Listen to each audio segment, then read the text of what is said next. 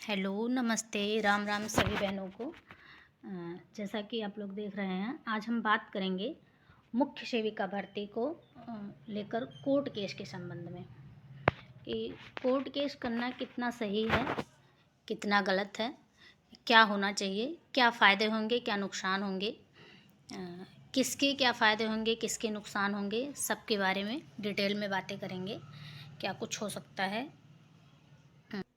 इस परीक्षा में बहुत सारे प्रश्नों के उत्तर काफ़ी डाउट भरे रहे हैं, जिनके आंसर के ना तो कोई ऑथेंटिक सोर्स हैं और ना ही वो पहले कभी किसी एग्ज़ाम में पूछे गए हैं, जिसके बेस पर कहा जा सके कि यही सही है। और कुछ सवाल ऐसे हैं जिनके उत्तर में एक से ज़्यादा ऑप्शन सही हैं, लेकिन जिन भी बहनों ने इससे पहले और किसी भी कॉम्पिटिटिव एग्ज़ाम की तैयारी करी होगी, एग्ज़ाम दिया होगा, उन्हें यह पता होगा कि मुख्यतः है यूपीएससी, यूजीसी सब एग्ज़ाम्स में ऐसा होता रहा है कि प्रश्नों का लेवल टफ़ करने के लिए ऐसे सिमिलर ऑप्शन उत्तर में डाले जाते हैं।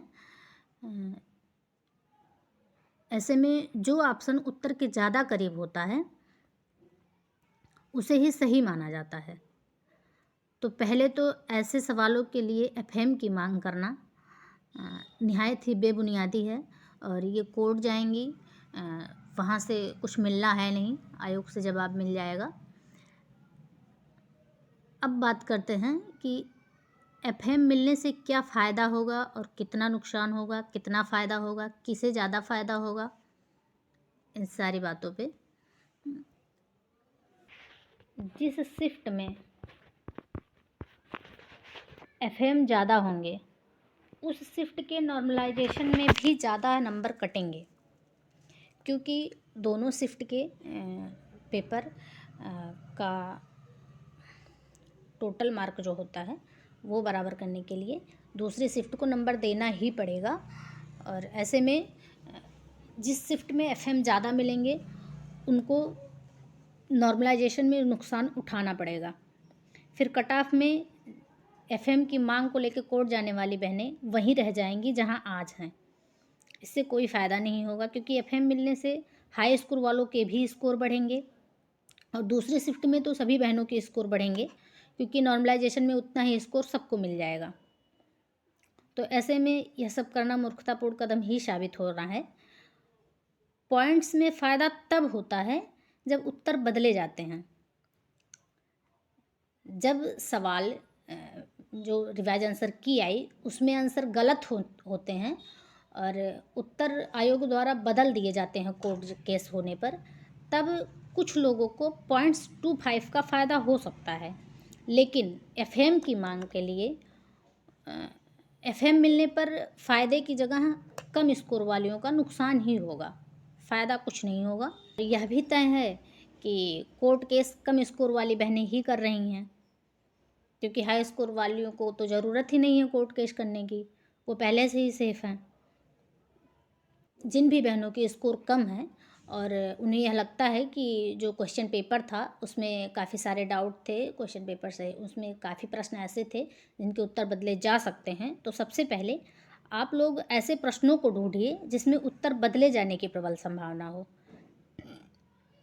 ना कि एफएम मिलने की।